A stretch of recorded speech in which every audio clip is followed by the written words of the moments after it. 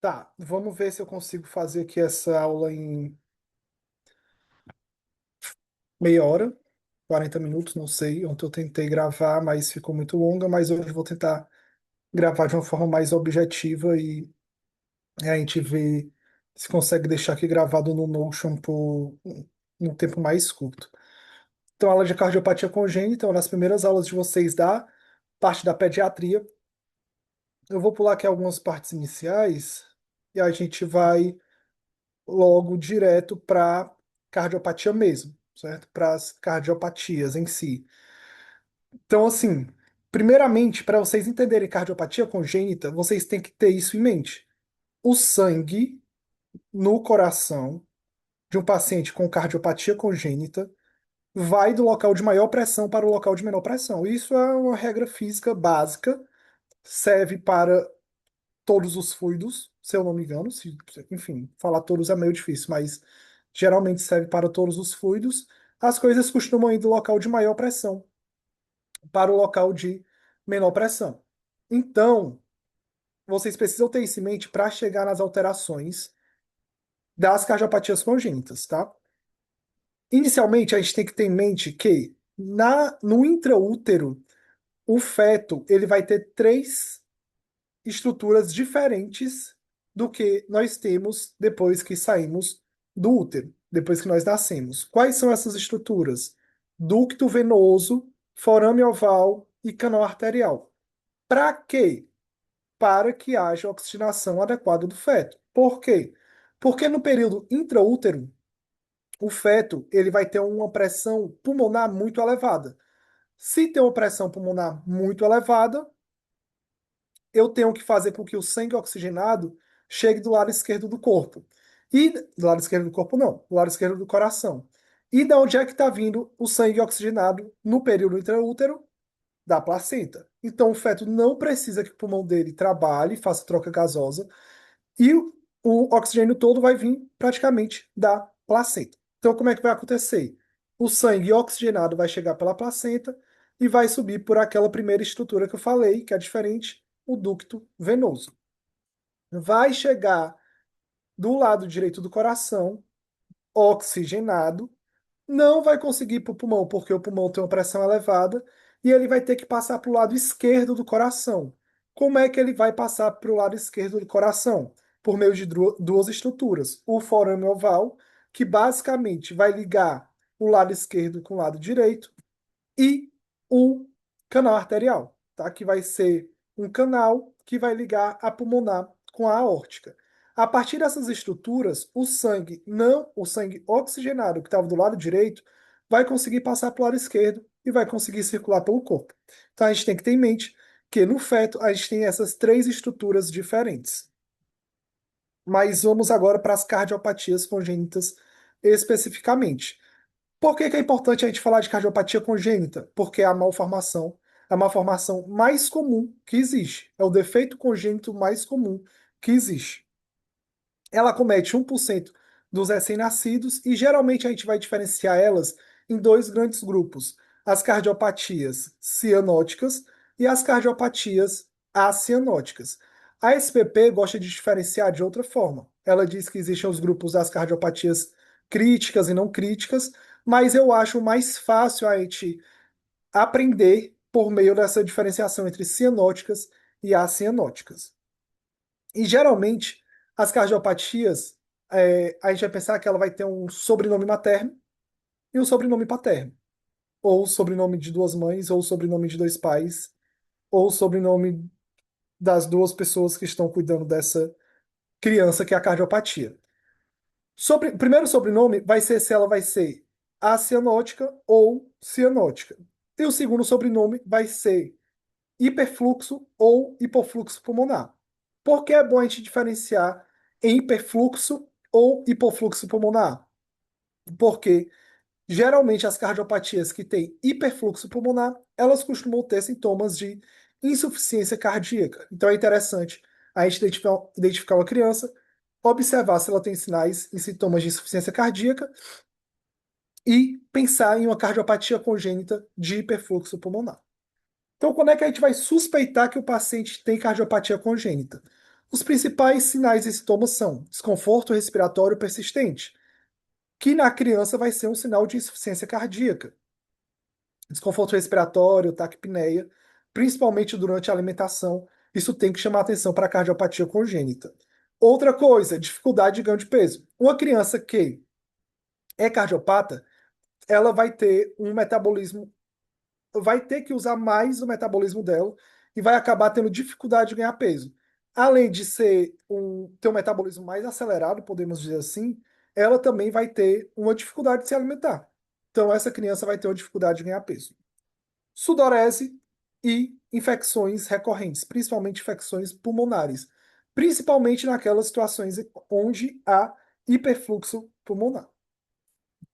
Então a gente vai diferenciar as cardiopatias principalmente em cianóticas e acianóticas, e a gente vai começar falando das cardiopatias congênitas acianóticas, que elas podem ser divididas em sobrecarga de volume ou sobrecarga de pressão. As de sobrecarga de volume, basicamente, são aquelas que evoluem com quadro de hiperfluxo pulmonar. Então vamos começar por elas. As cardiopatias congênitas acianóticas, que seria o primeiro sobrenome, se é cianótica ou acianótica, essas aqui vão ser as acianóticas, de hiperfluxo pulmonar, que seria o segundo sobrenome. E são quatro principais: CIA, comunicação interatrial; CIV, comunicação interventricular; PCA, persistência do canal arterial; e DSAV, defeito do septo atrioventricular. Então a gente vai começar falando sobre a CIA, que é a comunicação interatrial. Então, como é que seria o coração funcionando normalmente? Chegaria sangue do lado direito do coração, chegaria no átrio direito, desceria para o ventrículo direito e iria para a pulmonar, indo para os pulmões. Retornaria para o lado esquerdo pelas veias pulmonares, chegaria no átrio esquerdo, chegaria no ventrículo esquerdo e subiria pela aorta para quê? Para ir para o corpo e retornaria e faria todo esse fluxo novamente. Na criança, inicialmente, só para fazer uma observação, diferentemente dos adultos, que a gente costuma falar sopro em região aórtica, pulmonar, tricúspide, mitral, a gente vai costumar falar nas crianças em borda external, ou borda external esquerda ou borda external direita, superior ou inferior. Tá? Então, em relação à CIA, onde é o problema? Entre os dois átrios. Qual é a regra de ouro? O sangue vai do local de maior pressão para o local de menor pressão. Onde é o local de maior pressão? Lado esquerdo ou lado direito? Lado esquerdo do coração. Ok. Então o sangue sai do lado esquerdo para o lado direito. Então eu vou ter mais sangue chegando no átrio direito. Se eu tenho mais sangue chegando no átrio direito, eu vou ter mais sangue chegando no ventrículo direito. Se eu tenho mais sangue chegando no ventrículo direito, eu vou ter mais sangue chegando no pulmão. Então essa cardiopatia é uma cardiopatia acianótica de hiperfluxo pulmonar. Por que que ela é acianótica? Porque as cardiopatias cianóticas geralmente vão ser aquelas que há uma mistura do sangue do lado direito para o lado esquerdo. Mas quando o sangue vai do lado esquerdo para o lado direito, geralmente essas cardiopatias são acianóticas. Quando o sangue vai do lado direito para o lado esquerdo, então o sangue não oxigenado do lado direito vai para o lado esquerdo, a gente tem uma cardiopatia congênita cianótica. No caso da CIA, como o sangue está indo do lado esquerdo para o lado direito, eu tenho uma cardiopatia congênita acianótica. Se está chegando mais sangue no ventrículo direito, vai chegar mais sangue no pulmão, então eu tenho uma cardiopatia congênita acianótica de hiperfluxo pulmonar. Ok, vamos pensar assim. Se eu tenho mais sangue chegando no átrio e depois mais sangue chegando no ventrículo, concordam que vai ter mais sangue chegando na pulmonar? Então essa pulmonar vai fechar sempre atrasada. A aórtica fecha, a pulmonar fecha e a pulmonar sempre vai estar atrasada. Quando há o fechamento da aórtica e da pulmonar, a gente escuta a B2. Porém, se a pulmonar sempre está fechando atrasada, ela sempre vai estar desdobrada. Então, nos pacientes com CIA, o principal achado vai ser um desdobramento fixo de B2. Por quê? Porque está chegando mais sangue sempre na pulmonar e a pulmonar sempre está fechando atrasada. Ok. Também concordamos que se chega mais sangue no átrio, vai ter mais sangue passando nessa região aqui de tricúspide. Se tem mais sangue passando em um mesmo espaço, talvez ocorra um turbilhonamento de sangue. Se eu tenho turbilhonamento, eu tenho um sopro. Se eu tenho um sopro quando há passagem do sangue do átrio para o ventrículo, eu tenho um sopro na diástole. Então, esse paciente pode sim, em foco tricúspide ou bordo external esquerda baixa, mais para baixo, ter um sopro diastólico. Porém, o principal sopro vai ser aqui na borda external esquerda alta, tá? Então, quais são os achados da CIA? Desdobramento fixo de B2, sopro sistólico na região de pulmonar e um sopro diastólico na região de tricúspide. Como eu tenho mais sangue chegando no coração, perdão, como eu tenho mais sangue chegando no pulmão, eu posso ter um quadro de insuficiência cardíaca. Até porque o coração esquerdo vai estar trabalhando mais, então ele vai ficar mais desgastado e vai ter mais conteúdo, vai ter mais sangue chegando no pulmão. Essa criança pode ter sinais de insuficiência cardíaca. E os sinais de insuficiência cardíaca na criança são as duas taques e as duas megalias. Taquipneia, taquicardia, cardiomegalia, cuidado para não falar esplenomegalia, é cardiomegalia e hepatomegalia. Ok, mas concordam que o átrio tem bem menos pressão que o ventrículo e o átrio, ele vai conseguir, não vai conseguir ejetar tanto sangue quanto um ventrículo. Então, esses sinais de insuficiência cardíaca, eles vão ser mais discretos na CIA. E também quais vão ser os achados na radiografia? Aumento de átrio direito, porque está chegando mais sangue lá. Aumento de ventrículo direito, porque está chegando mais sangue lá e hiperfluxo pulmonar. Mas o principal achado de CIA é um desdobramento fixo de B2. Então aqui tem uma radiografia com aumento do átrio direito, aumento do ventrículo direito e hiperfluxo pulmonar. E a palavra-chave de CIA vai ser desdobramento fixo de B2. Como é que eu faço o diagnóstico de quase todas as cardiopatias congênitas? Ecocardiograma. Como é que eu faço o tratamento de quase todas as cardiopatias congênitas? Tratamento cirúrgico. Tá? Alguns casos ela vai se fechar sozinha, alguns casos os procedimentos são diferentes, porém, a gente vai agora só precisar saber que o tratamento é cirúrgico. Então, o nome da cardiopatia congênita, ela é a CIA. Ela é cianótica ou acianótica? Ela é acianótica. Ela é de hiperfluxo ou hipofluxo pulmonar? Ela é de hiperfluxo pulmonar. Que é só uma questão, vou passar, que eu vou falar isso aqui em aula. CIV. CIV é importante por quê? Porque ela é a cardiopatia congênita mais comum de todas.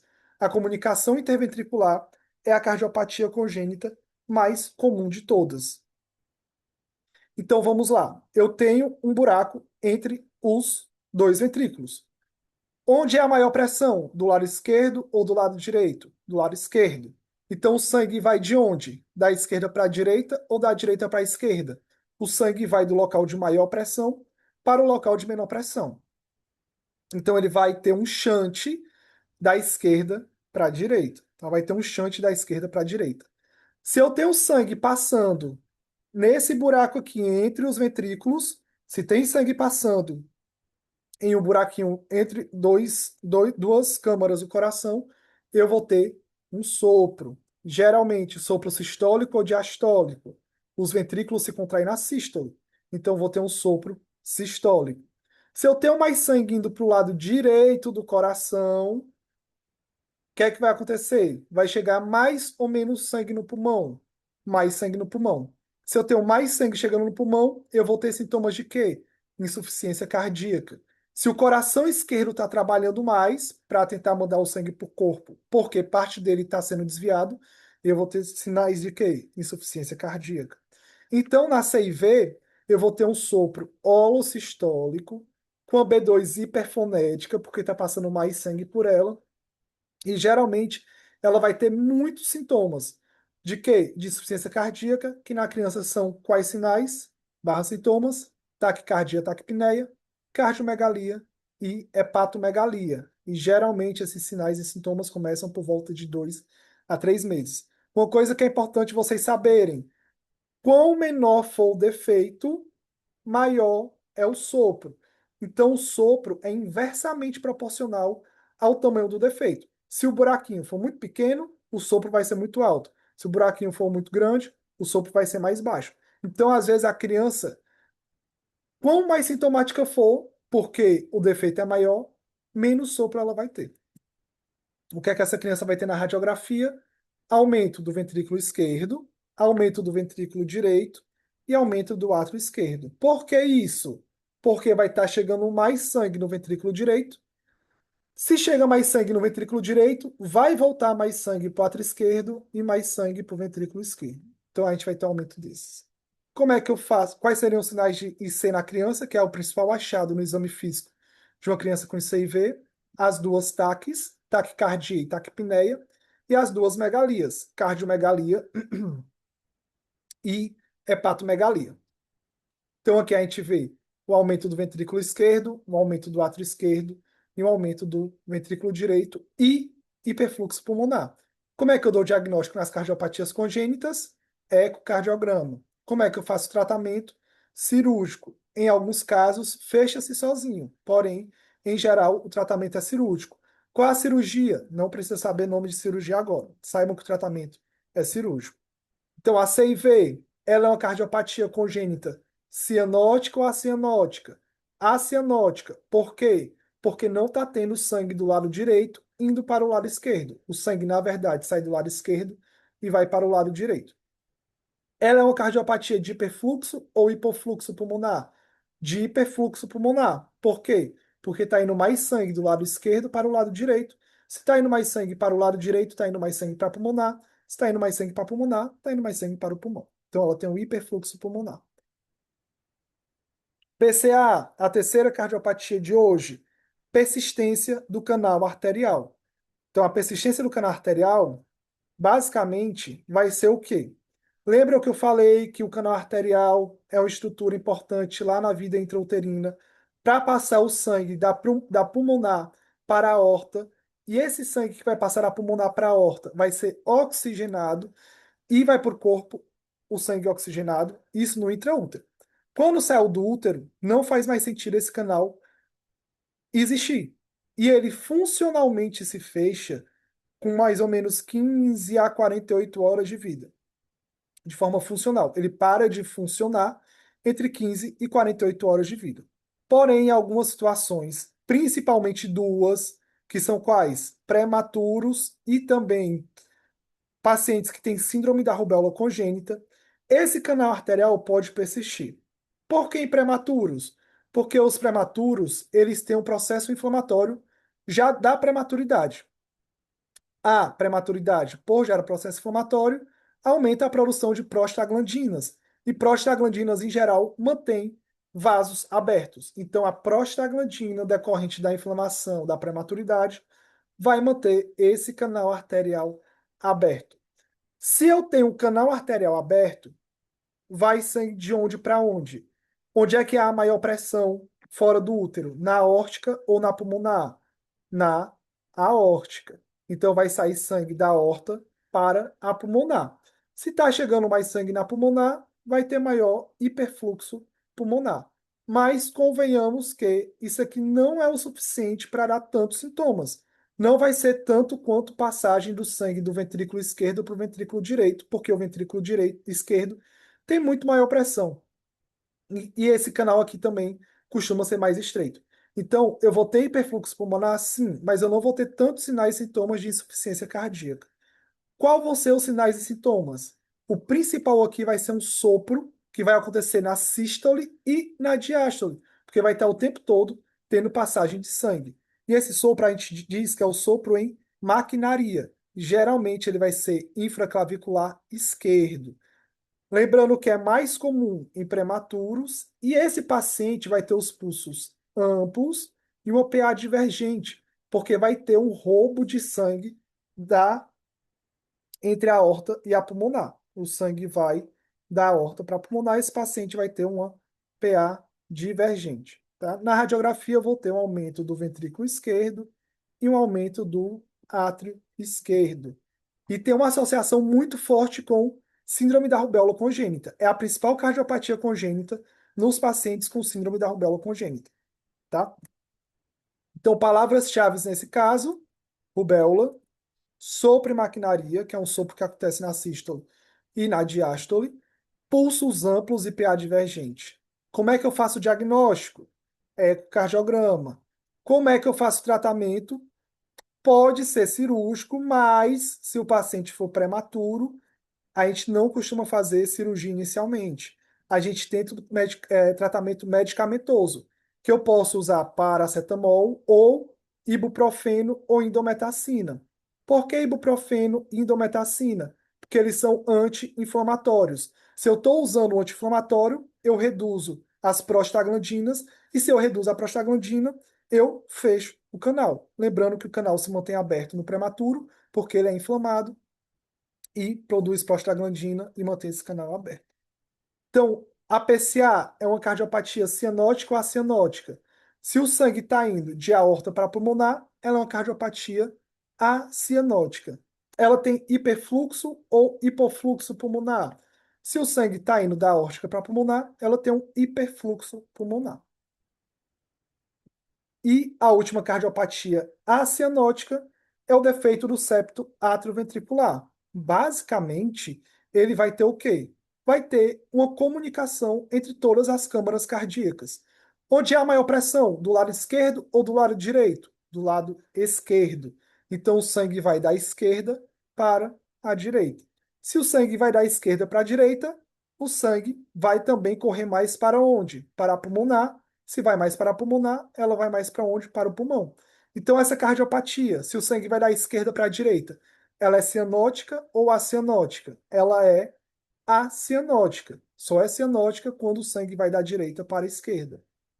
Ela é de hiperfluxo ou hipofluxo pulmonar. Se está indo mais sangue para o lado direito, vai mais sangue para o pulmão, então ela é de hiperfluxo pulmonar. Se eu tenho uma grande comunicação entre todas as câmaras cardíacas, eu vou ter um paciente com um sopro holossistólico. Toda vida na sístole haverá um sopro. Se está chegando mais sangue no pulmão, eu vou ter sintomas semelhantes da CIV, que é o quê? Sintomas, sinais e sintomas de insuficiência cardíaca. E a palavra-chave aqui vai ser síndrome de Down. A cardiopatia congênita mais comum nos pacientes com síndrome de Down. 50% dos pacientes com a trissomia do 21, eles apresentam cardiopatia congênita. E dessas, a principal é o defeito do septo atrioventricular. Porém, é uma cardiopatia pouco comum, certo? Como é que eu faço o diagnóstico das cardiopatias? Ecocardiograma. Como é que eu faço o tratamento? Cirúrgico. E qual é a palavra-chave aqui no caso do defeito do septo atrioventricular? Síndrome de Down. Tratamento cirúrgico. Porém, eita, gritei agora, foi mal. Porém, um paciente que ele sempre tem um fluxo da esquerda para a direita, da esquerda para a direita, concordam o quê? Com o passar do tempo, começará a ocorrer um remodelamento desse coração do lado direito. Se eu tenho um remodelamento, se eu tenho fibrose, eu começo a deixar aquelas paredes mais rígidas. Eu começo a aumentar a pressão do lado direito do coração. Com o passar do tempo, isso não acontece em questão de meses, acontece em questão de anos. Um paciente com CIV que não foi tratado, por exemplo. Com o passar do tempo, com o remodelamento do lado direito, eu vou ter um aumento de pressão do lado direito. Se a pressão do lado direito ficar maior do que a pressão do lado esquerdo e o sangue vai do local de maior para o menor pressão, o sangue vai agora da direita para a esquerda. Se o sangue da direita começa a ir para o lado esquerdo, esse paciente passa a ter uma cardiopatia congênita cianótica. Como é que a gente chama isso? Síndrome de Eisenmenger. O que é a síndrome de Eisenmenger? É aquele paciente, ou Eisenmenger, tem gente que fala Eisenmenger. Eisenmenger e Eisenmenger, enfim, ou se fala o síndrome de Eisenmenger. O que seria a síndrome de Eisenmenger? É aquele paciente que antes tinha uma cardiopatia congênita acianótica por shunt ou fluxo da esquerda para a direita. Com o passar do tempo, ocorreu um remodelamento e o shunt passou da direita para a esquerda, agora se tornando uma cardiopatia congênita cianótica, tá? Isso é a síndrome de Eisenmenger. Era um paciente que tinha uma cardiopatia congênita acianótica e passou a apresentar uma cardiopatia congênita cianótica. E nas cardiopatias acianóticas, eu falei essas que tinham sobrecarga de volume, porque ia ter um maior hiperfluxo pulmonar. Mas tem uma que tem sobrecarga de pressão. Qual é essa? Coarctação da aorta. Coarctação da aorta. O que é que acontece na coarctação da aorta? Em algum local da aorta existe uma região mais estreitada. Geralmente essa região é justa ductal, é mais ou menos na região onde haveria o fechamento do canal arterial. E às vezes esse canal arterial vai se fechar e acaba causando um estreitamento em algum local da aorta. O que é que acontece quando eu tenho um estreitamento em algum local da aorta? Os locais que são irrigados anteriormente a esse estreitamento, que geralmente são membros superiores, eles mantêm uma pressão normal, ou às vezes até um pouco mais elevada, porque o sangue não vai conseguir chegar, vai chegar mais neles do que em outros locais, então às vezes a pressão é normal ou elevada nos membros superiores, e também eles costumam ter os pulsos bem palpáveis nos membros superiores. Porém, nos locais que chega menos sangue, naqueles locais que o sangue não chega adequadamente, eu vou ter os pulsos menos palpáveis e eu vou ter uma pressão reduzida em relação aos membros superiores. Então, o que é que acontece nessa cardiopatia? Os membros superiores vão estar normotensos ou hipertensos, enquanto os membros inferiores vão estar com a pressão mais reduzida. E os membros superiores eu vou conseguir palpar bem os pulsos, enquanto nos membros inferiores eu não vou conseguir palpar adequadamente. Esses são os principais achados da coarctação da aorta. E geralmente ela acontece em meninas com síndrome de Turner, tá? Ela corresponde a 5 a 8% de todos os portadores de malformações cardíacas e acontece o estreitamento em algum ponto da aorta, causando a diferença de PA entre membros superiores e membros inferiores e também os pulsos reduzidos em membros inferiores. Geralmente acontece em crianças, meninas com síndrome de Turner. Lembrando que 98% das vezes esse estreitamento é justaductal. E a gente vai ter dois sinais clássicos na radiografia: o sinal do 3 e o sinal de Hoesley. Aqui é uma foto do sinal do 3 que está sendo indicado aqui pelas setas vermelhas. Por quê? É porque existe nessa região um ponto de coarctação. Então a aorta está dilatada, ela estreita e ela volta a ter uma leve dilatação após o estreitamento. Nesse caso, eu tenho o sinal do 3. E o que é o sinal de Hoesley? São erosões nos arcos costais devido ao surgimento de circulações colaterais. Tá? Aqui é uma tomografia barra ressonância, que geralmente são a forma de fazer o exame na coarctação da aorta. Geralmente, diferentemente de CIV, PCA e CIA, na coarctação da aorta, a gente vai dar o diagnóstico por meio de ressonância ou tomografia. Palavras-chave em coarctação da aorta: síndrome de Turner, redução de pulsos em membros inferiores, divergência de PA entre os membros e como é que eu faço o diagnóstico? TC ou ressonância. Como é que eu faço o tratamento? Cirúrgico ou dilatação com balão. Agora, a gente vai falar sobre as cardiopatias congênitas. Meu irmão coceira no nariz. As cardiopatias congênitas cianóticas, tá? As cardiopatias congênitas cianóticas, que a principal delas é a tetralogia de Fallot. A tetralogia de Fallot, ela tem 4 defeitos principais, que eu sempre decorava, sempre esquecia, e um dia me ensinaram dessa forma que eu estou mostrando aqui, e aí eu nunca mais esqueci. Isso aqui fui eu desenhando no Paint, perdão pelo desenho meio, sei lá, Homem das Cavernas. Mas, como é que me explicaram? Na tetralogia de Fallot, basicamente vai ocorrer o quê? Vai ter um defeito aqui no septo e é como se uma portinha fosse aberta para o lado direito do coração. Tá. Se abrir uma porta entre os ventrículos aqui e a porta abriu para o lado direito, concordam que haverá uma comunicação entre os ventrículos. Então, o primeiro achado da tetralogia de Fallot é uma comunicação entre os ventrículos. Concordam que, se uma porta se abriu aqui para o lado direito, esse lado direito aqui vai ficar mais estreitado, ou seja, eu vou ter uma estenose da pulmonar. Por quê? Porque é como se alguma coisa estivesse apertando ali a pulmonar. Então, vou ter uma estenose de pulmonar. Vou ter uma CIV, vou ter uma estenose de pulmonar. Ok.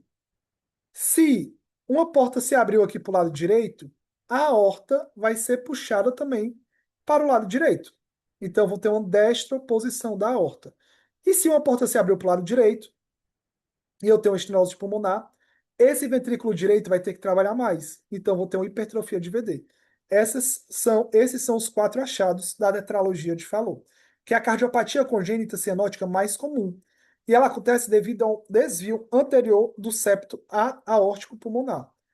Se eu tenho uma estenose pulmonar, eu vou ter um sopro ejetivo no foco pulmonar e eu também vou ter um sopro da CIV, que é aquele sopro holossistólico.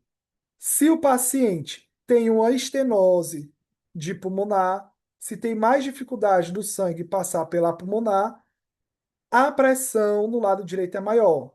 Se a pressão do lado direito é maior, o sangue vai de onde para onde? Da direita para a esquerda.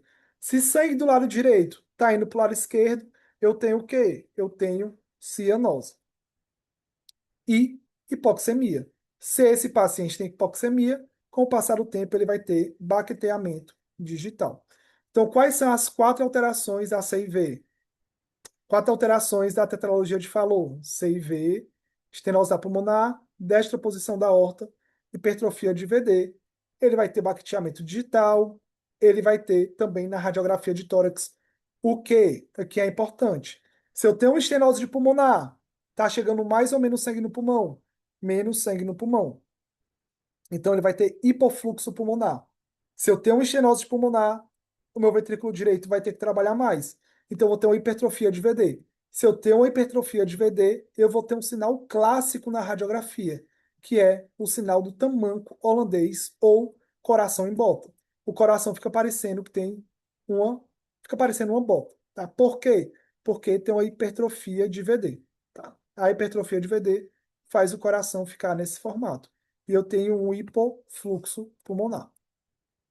Em alguns casos, principalmente quando o paciente estiver chorando muito, estiver desidratado, estiver com febre, com esforço evacuatório, com esforço evacuatório, com anemia, eu posso ter uma contração infundibular e eu vou ter uma piora da estenose.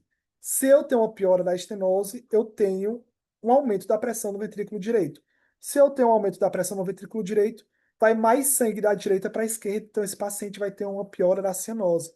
Ele vai ter uma crise hipercianótica. Então ele vai ter piora da cianose, perda de consciência, irritabilidade, taquipneia importante e desaparecimento do sopro daquele sopro mais importante da estenose. É porque vai cada vez menos sangue pela pulmonar. O que é que eu tenho que fazer nesses casos? Eu tenho que flexionar os joelhos desse paciente, deixar esse paciente acocorado, posição de cócoras, porque na hora que eu faço isso, eu aumento a resistência vascular sistêmica. Se eu aumento a resistência vascular sistêmica, eu vou ter mais sangue chegando no ventrículo direito e eu vou ter uma maior pressão no ventrículo esquerdo. Esses dois mecanismos de mais sangue no ventrículo direito e maior pressão no ventrículo esquerdo vão tentar romper a estenose do paciente. Eu também posso usar esmolol, um beta-bloqueador, para deixar o coração se enchendo por mais tempo. Morfina, porque ela é vasodilatadora. O2, porque esse paciente está com hipoxemia. E eu posso fazer uma expansão volêmica para tentar otimizar também esse aumento de pressão do lado esquerdo e um aumento de volume do lado direito. Então, muitas vezes vocês vão ver o paciente com tetralogia de Fallot se acocorando, ficando de cócoras, tentando exatamente vencer essa crise hipercianótica. Como é que eu faço o diagnóstico das doenças que são as cardiopatias congênitas? Geralmente, ecocardiograma e o tratamento, geralmente, cirúrgico. Qual é o nome dela? Tetralogia de Fallot. Cianótica ou acianótica. Se o sangue vai da direita para a esquerda, ela é uma cardiopatia congênita cianótica. De hiperfluxo ou hipofluxo pulmonar. Se eu tenho uma estenose de pulmonar, vai ter menos sangue chegando no pulmão, então ela tem hipofluxo pulmonar. E a última, que é a transposição de grandes artérias ou transposição de grandes vasos. Basicamente, o que é que acontece? A aorta, no lugar de sair do ventrículo esquerdo, ela vai estar saindo do ventrículo direito. E a pulmonar, no lugar de estar saindo do ventrículo direito, vai estar saindo do ventrículo esquerdo. Então, o sangue vai chegar no átrio direito, vai para o ventrículo direito e daí vai para a aórtica e vai para o corpo. E volta para o átrio direito, ventrículo direito, aórtica e corpo. O sangue que está no átrio esquerdo vai para o ventrículo esquerdo, vai para a pulmonar e vai para o pulmão. E assim retorna para o átrio esquerdo, ventrículo esquerdo, pulmonar, pulmão. Então a gente tem duas circulações em paralelo. Esse paciente, se ele não tiver duas estruturas, que seria o canal arterial e um forame oval, ou seja, uma comunicação entre o lado esquerdo e direito, esse paciente morreria. Ele precisa dessas duas estruturas exatamente para misturar esse sangue. Misturar o sangue do lado esquerdo e direito e sangue um pouco oxigenado para o corpo. Ainda assim, esse sangue que ainda está um pouco oxigenado, ele não vai ser suficiente. Esse paciente vai continuar tendo cianose. É mais identificado no RN, tá? É a cardiopatia congênita cianótica mais identificada no recém-nascido. Apesar da tetralogia de Fallot ser a cardiopatia congênita cianótica mais comum, a mais identificada no recém-nascido é a transposição de grandes artérias ou transposição de grandes vasos. Geralmente acontece em filhos de mães diabéticas e geralmente a aorta sai do ventrículo direito e a pulmonar do ventrículo esquerdo. Esse paciente vai ter uma B2 única e hiperfonética. E na radiografia tem um sinal clássico que é qual? O sinal do ovo deitado, tá? Sinal do ovo deitado. Diagnóstico, eco, tratamento cirúrgico. E como eu tenho que ter um canal arterial, para que haja uma mistura do sangue entre um lado e outro, esse paciente tem que ter o canal arterial aberto. Como é que eu mantenho um canal arterial aberto? Com prostaglandina. Esse paciente precisa receber prostaglandina. Tem outras cardiopatias, hipoplasia do ventrículo esquerdo, atresia de tricúspide, atresia de pulmonar, drenagem anômala de vias pulmonares, mas o que eu quero que vocês saibam dessas é que elas são as que, geralmente, uma das que alteram no teste do coraçãozinho. E vocês precisam saber como é que se faz o teste do coraçãozinho. Geralmente, a gente vai fazer entre 24 e 48 horas de vida, em recém-nascidos com mais de 35 semanas, e a gente vai botar o oxímetro em um membro superior direito e em algum membro inferior. Se alguma das saturações der menor ou igual a 89, a gente já diz que esse teste está alterado. E esse paciente tem que fazer um eco e passar por uma avaliação cardiológica. Se a saturação entre membro superior e inferior tiver uma diferença menor ou igual a 3 e as duas estiverem acima de 95, maior ou igual a 95, tá tudo bem, vida que segue. Qual o problema? É quando esse teste dá indeterminado. Ou seja, eu tenho uma diferença maior ou igual a 4 e eu tenho uma saturação entre 90% e 94%. Nessa situação, eu tenho que fazer o quê? Repetir o teste em uma hora. Ficou menor ou igual a 89, dá como se fosse teste positivo. Tem que fazer a avaliação. Normalizou, vida que segue. Se der alterado novamente, o que é alterado? Entre 90 e 94, ou uma diferença maior ou igual a 4%, repete o teste com uma hora. Se alterou muito, foi para baixo de 89, você tem que fazer um eco e também avaliação cardiológica. Se normalizou, vida que segue, mas se der alterado de novo, aí também vai fazer um eco e vai ser avaliado pelo cardiologista. Caiu no Enare 2024, tá? Dúvidas não, porque também só estou gravando, enfim.